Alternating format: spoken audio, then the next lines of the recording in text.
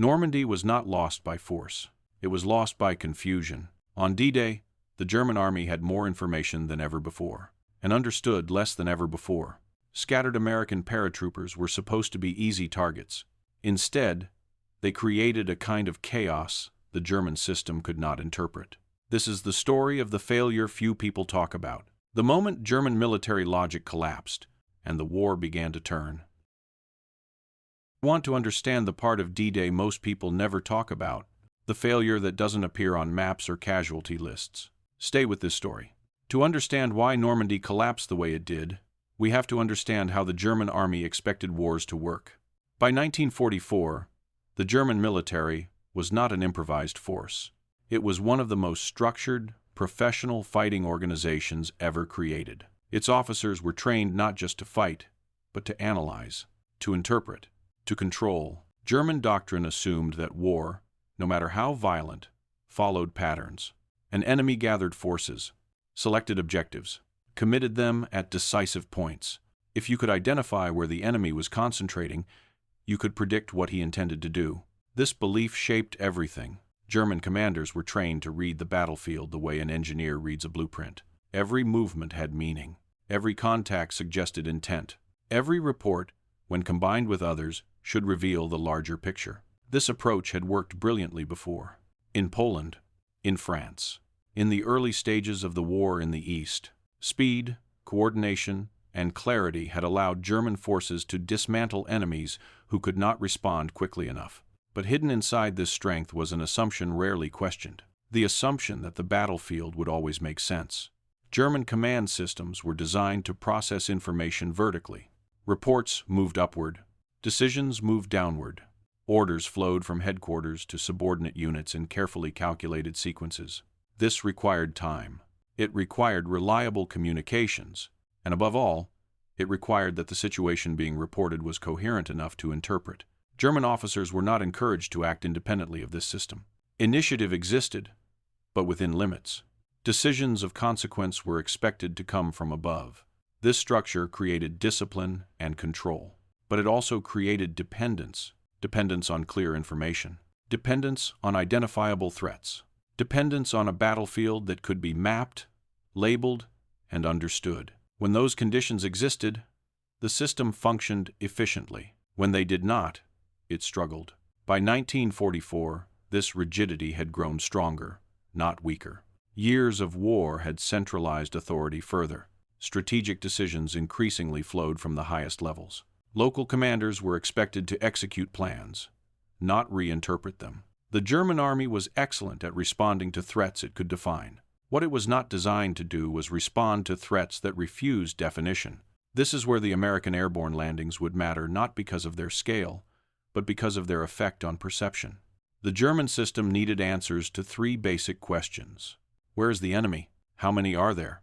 What are they trying to do? Remove clear answers to those questions, and even the most disciplined army begins to hesitate. And hesitation, in war, is often fatal. The men who planned Germany's defenses in Normandy believed they understood how an invasion would unfold. They expected deception. They expected feints. But they also expected a main effort, a focal point where the enemy would reveal himself. Everything depended on identifying that moment. What they did not anticipate was a situation in which the enemy never appeared as a single, comprehensible force at all. By the time the first reports arrived on the night of June 6th, the German army was about to face something it had rarely encountered, a battlefield that generated information faster than it could be understood, and that is where the real danger began. Collapse did not begin with explosions or gunfire. It began with reports. Shortly after midnight on June 6th, German command posts across northern France started receiving messages that did not fit together. Enemy parachutists reported near one village, then another, many kilometers apart. Some units described brief contacts, others reported sustained fighting. A few claimed the enemy was withdrawing, others insisted he was advancing. There was no pattern. For a system designed to turn information into clarity, this was dangerous. Each report, taken alone, was manageable. Together, they created something else entirely: overload. The German command system relied on correlation. Multiple reports from one area meant concentration. Silence elsewhere meant safety. But that night, there were no quiet sectors. Information arrived faster than it could be verified. Telephone lines were cut or overloaded. Radio networks filled with contradictory messages. Messengers were delayed, captured, or killed. Every attempt to form a coherent picture produced a new contradiction. The instinctive response was to wait, to collect more data, to let the fog clear. But the fog did not clear. It thickened. The scattered American airborne landings shattered the basic assumptions German planners depended on. An airborne assault was supposed to be identifiable. Drop zones could be located. Forces could be isolated. Counterattacks could be organized. That model required concentration. What appeared instead was dispersion on a scale the system could not process. Small groups appeared in fields, along roads, near bridges, behind headquarters. Sometimes they attacked. Sometimes they vanished. Sometimes they did nothing at all. From the German perspective, this was not a tactical problem. It was a cognitive one. Commanders could not determine whether these encounters represented the main assault or a diversion. They could not estimate numbers. They could not identify objectives. Without those answers, decision-making slowed. Orders that should have been issued immediately were delayed. Reserves that should have moved decisively hesitated. Local commanders acted defensively, focusing on threats near them rather than contributing to a larger response.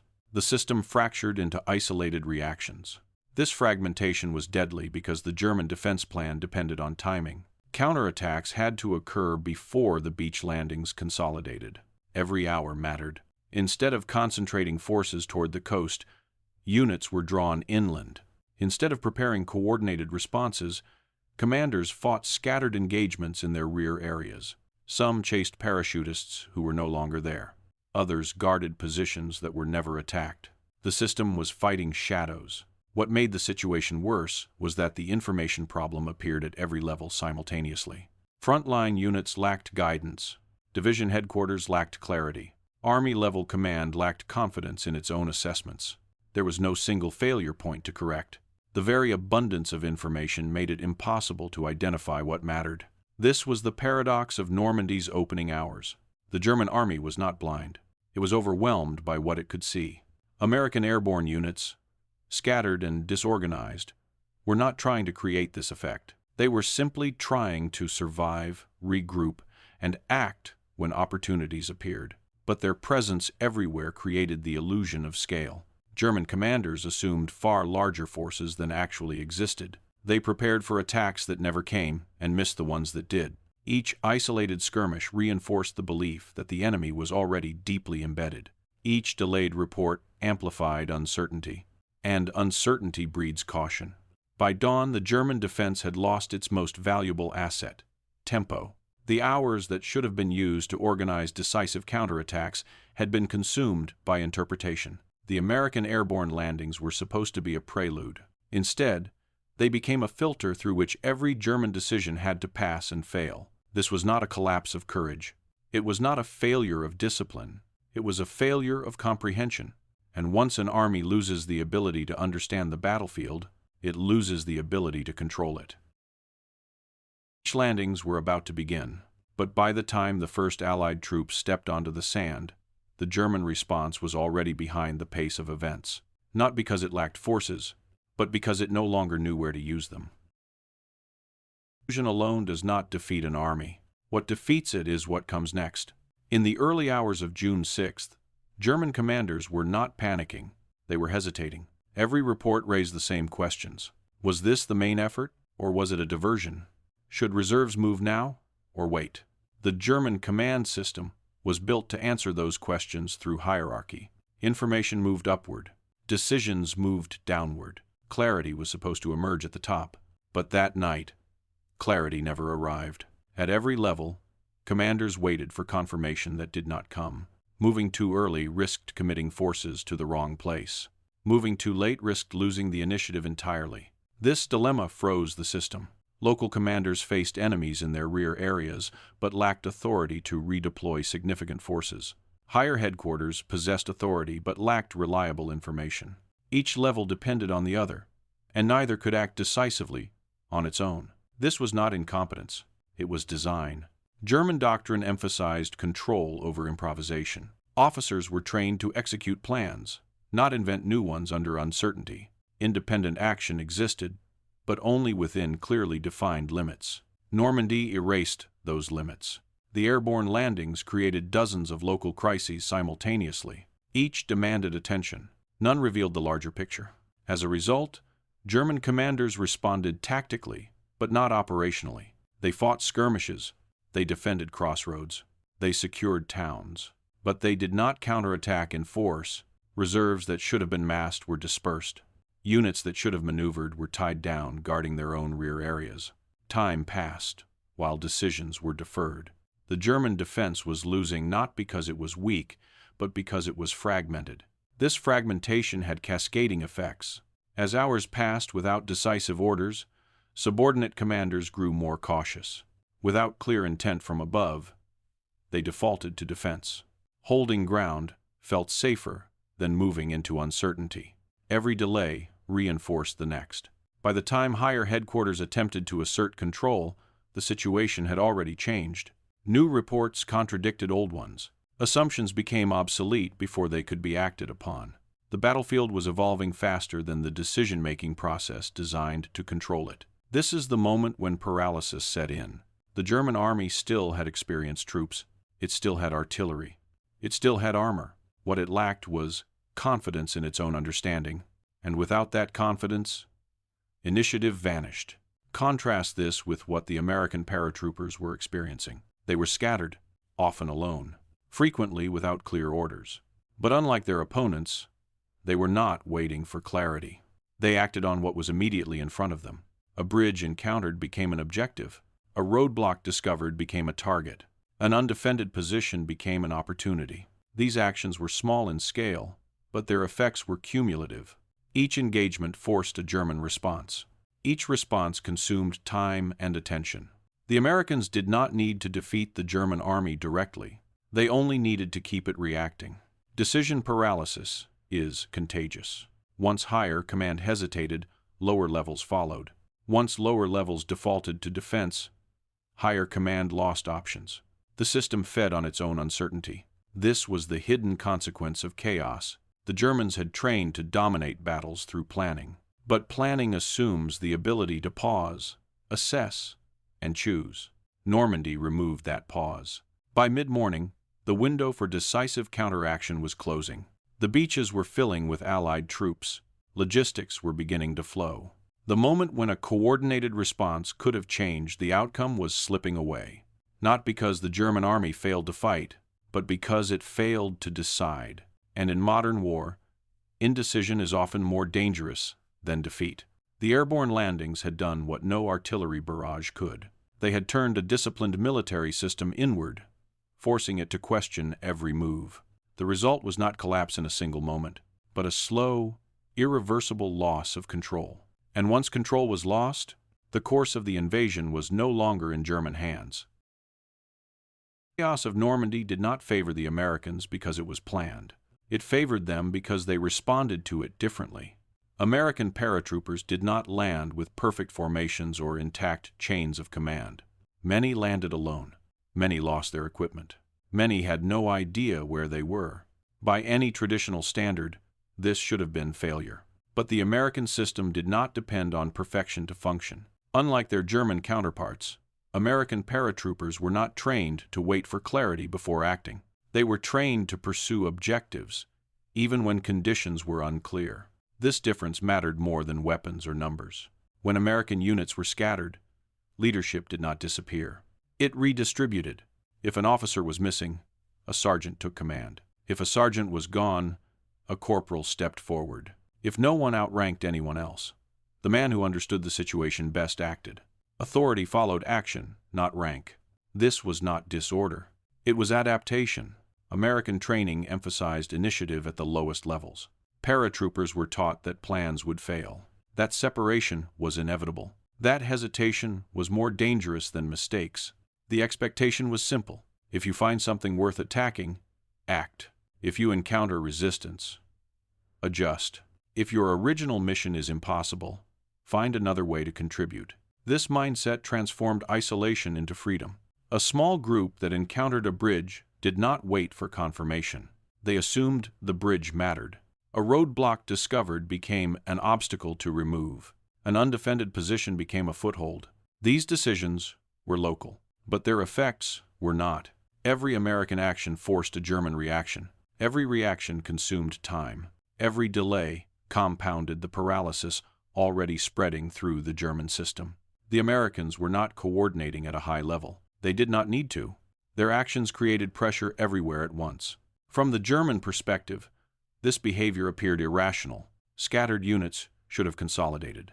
Outnumbered forces should have defended. Isolated soldiers should have waited. The Americans did none of these things. They attacked because they could. They advanced because no one told them not to. They exploited confusion rather than trying to escape it. This behavior defied German expectations. German officers were trained to anticipate rational opponents. An enemy force was expected to behave in predictable ways. American paratroopers did not. They did not protect themselves. They protected momentum. This distinction is critical. Momentum does not require coordination. It requires movement.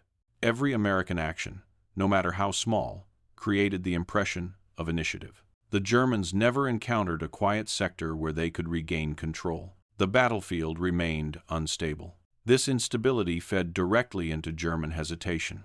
Commanders could not identify where to strike because pressure existed everywhere. They could not determine priorities because none stood out clearly. The Americans did not need to win engagements. They only needed to keep the Germans uncertain. This is why chaos became a weapon. The German system was built to eliminate uncertainty. The American approach accepted it. When plans collapsed, German commanders tried to restore order. When plans collapsed, American paratroopers moved forward anyway. This contrast defined the opening hours of the invasion. American losses were real. Casualties were heavy. Units were fragmented. But fragmentation did not stop action. Every bridge seized. Every road blocked. Every skirmish initiated added another layer of complexity to an already overloaded German response. The Germans were forced to react locally rather than act strategically. And this is where the deeper imbalance emerged. The German army relied on synchronization. The Americans relied on initiative. Synchronization fails when information collapses. Initiative thrives. By the time German command attempted to impose structure, the American presence had already reshaped the terrain of decision-making. There was no single target to strike, no decisive blow to deliver. The Americans were not presenting a solution to be solved. They were presenting a problem that multiplied. This was not superior planning. It was a superior response to failure. The American airborne forces succeeded not because their plan worked, but because their culture allowed them to operate when it did not. They did not fight as a perfectly coordinated army. They fought as a network of independent actors pursuing shared objectives. In an environment defined by confusion, this approach was not a weakness, it was dominance. And for German commanders, trained to impose order, facing an enemy that thrived without it was profoundly unsettling. The American paratroopers were not invisible. They were simply unpredictable. And unpredictability, once unleashed, is extremely difficult to contain. The dangerous effect of the airborne landings was not physical destruction. It was mental erosion. As the night of June 6th turned into morning, German commanders were no longer just confused. They were exhausted. Every report demanded attention. Every sighting required interpretation. Every movement forced a choice that could not be verified. This constant pressure wore down the German decision-making process. The American paratroopers were not launching coordinated psychological operations. They were not attempting to intimidate through spectacle. But the cumulative effect of their actions created something far more powerful, a sense that the battlefield was hostile everywhere. German units could not distinguish between major threats and minor ones. A small skirmish might signal the beginning of a larger attack, or it might mean nothing at all. There was no reliable way to tell. This uncertainty forced German commanders into a defensive mindset. They guarded headquarters. They protected supply routes. They reinforced positions that might never be attacked. Resources were consumed without producing results. Psychological pressure thrives on unpredictability, and Normandy provided it in abundance. American paratroopers appeared suddenly, struck quickly, and disappeared into the terrain. Sometimes they attacked aggressively. Sometimes they simply moved through an area, leaving behind rumors and exaggerated reports. German intelligence officers attempted to assess the situation. They interrogated prisoners. They compiled summaries. They searched for patterns. They found none. What emerged instead was a persistent fear of misjudgment. If a commander ignored a small threat, it might grow.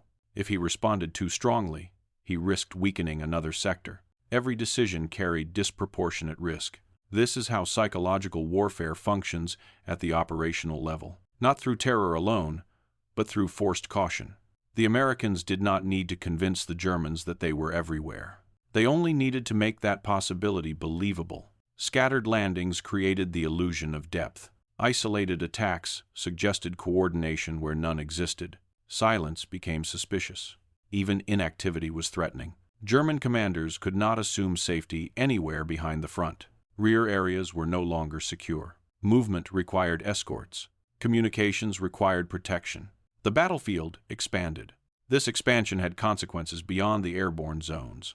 Units that should have reinforced the beaches were delayed or redirected.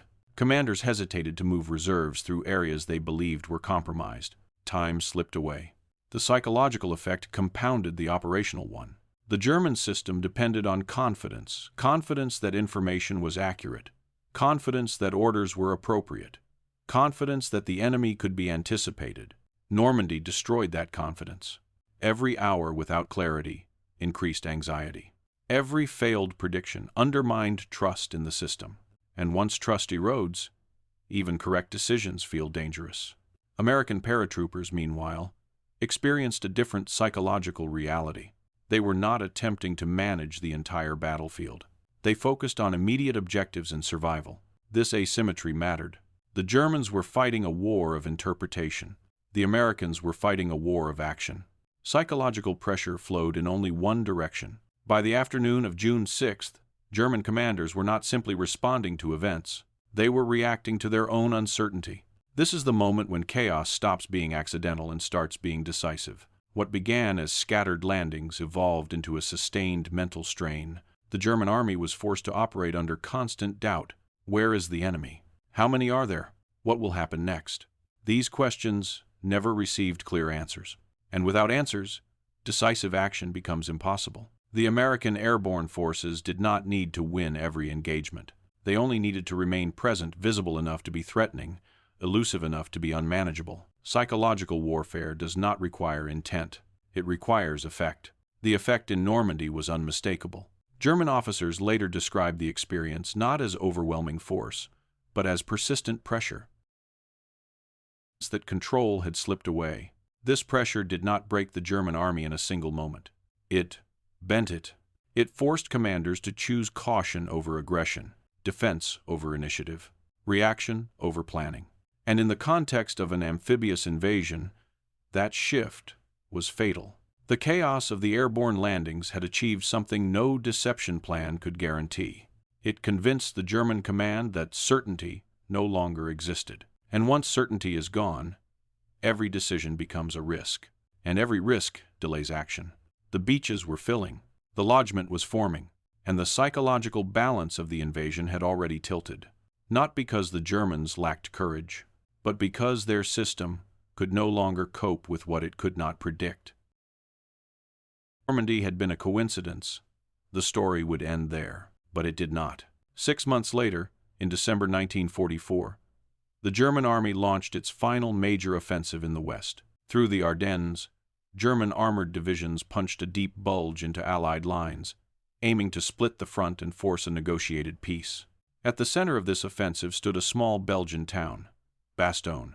The American units rushed to hold it were not rested, well supplied, or fully prepared. They arrived cold, exhausted, and short of ammunition. Many of them were airborne troops. From a German perspective, this should have been the moment to reverse Normandy's lesson. The Americans were surrounded, outnumbered, cut off. The conditions favored a conventional response. But what unfolded instead was something German commanders recognized and feared. Once again, the Americans did not behave as expected. The defenders of Bastogne did not attempt to break out immediately. They did not wait passively for relief. They did not collapse under pressure. They improvised. Small units shifted positions constantly. Attacks appeared suddenly along the perimeter. German probes were met with resistance that seemed stronger than the actual numbers suggested. The Americans exploited uncertainty exactly as they had in Normandy. German commanders attempted to assess the situation. How strong was the defense? Where were the weak points? How long could the Americans hold? The answers were unclear. Just as before, the battlefield refused to present a clean picture. German intelligence estimated American strength incorrectly. They overestimated reserves that did not exist. They hesitated, expecting counterattacks that never came, or came unexpectedly. Even when the Germans surrounded Bastogne, they could not pin the Americans down. The defenders moved. They adapted. They acted without waiting for perfect conditions. And when the Germans attempted to impose order, the Americans denied it. The famous demand for surrender was not rejected with a detailed explanation or a formal negotiation. It was dismissed. That response mattered less for its words than for what it revealed. The Americans were not calculating outcomes. They were asserting intent. From the German perspective, this behavior was deeply unsettling. It mirrored what officers had experienced months earlier in Normandy. The same refusal to conform. The same aggressive defense. The same willingness to act under uncertainty. This was no longer a one-time anomaly. It was a pattern. The Germans had prepared for an enemy who would respond logically to encirclement. Instead, they faced one who treated encirclement as just another condition to work within. Once again, German commanders delayed decisive action.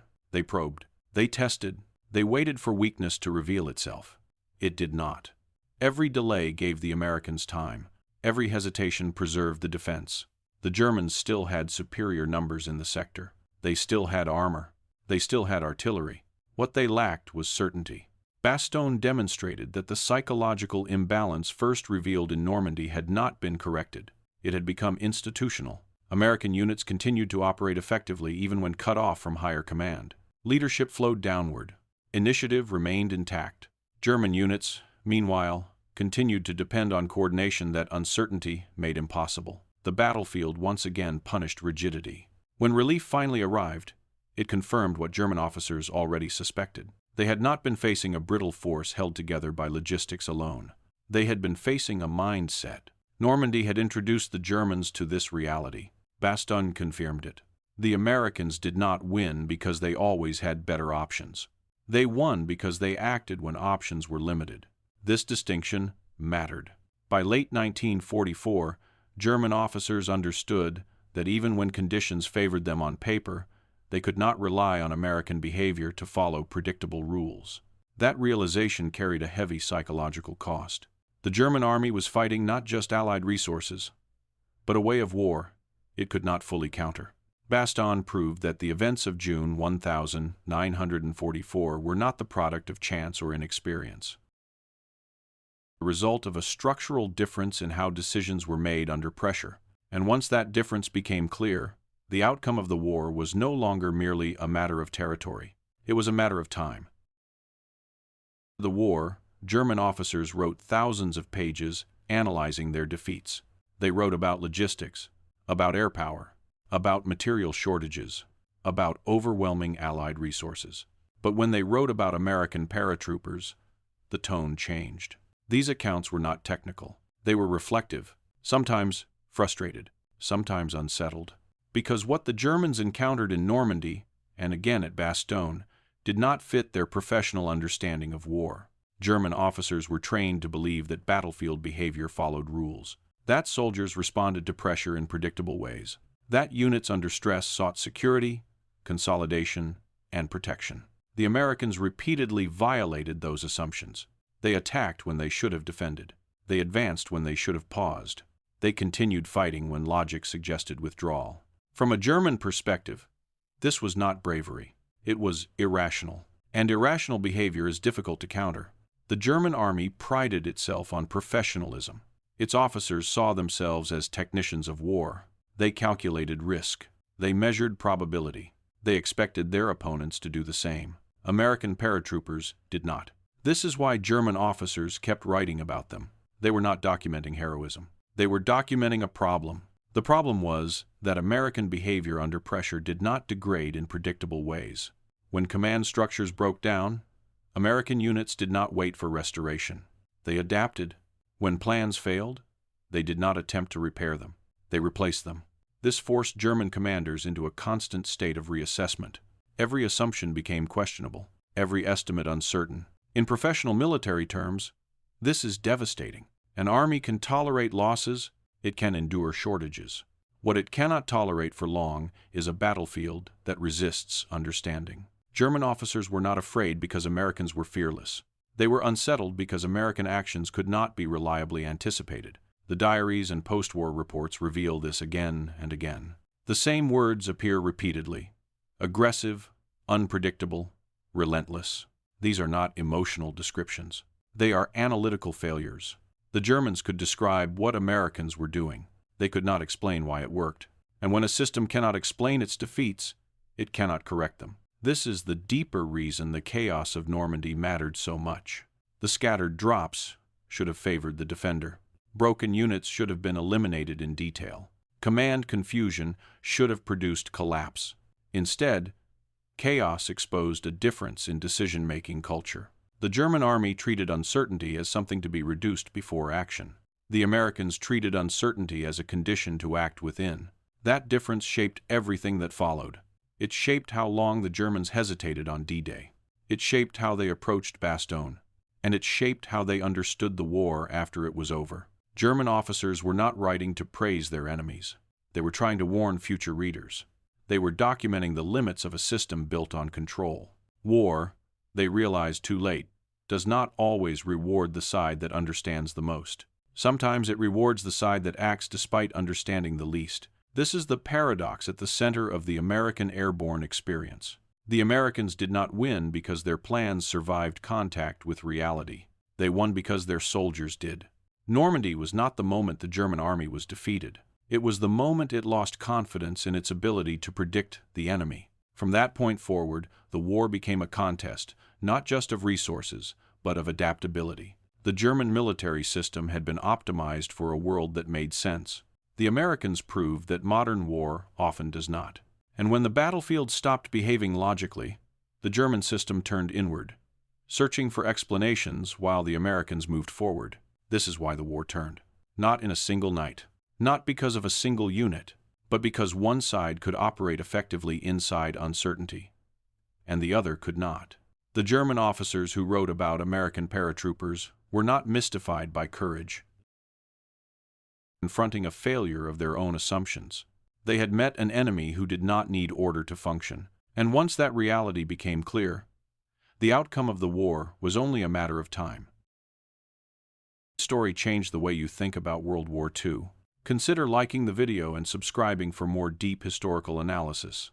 These stories matter, not because they glorify war, but because they explain how it truly works.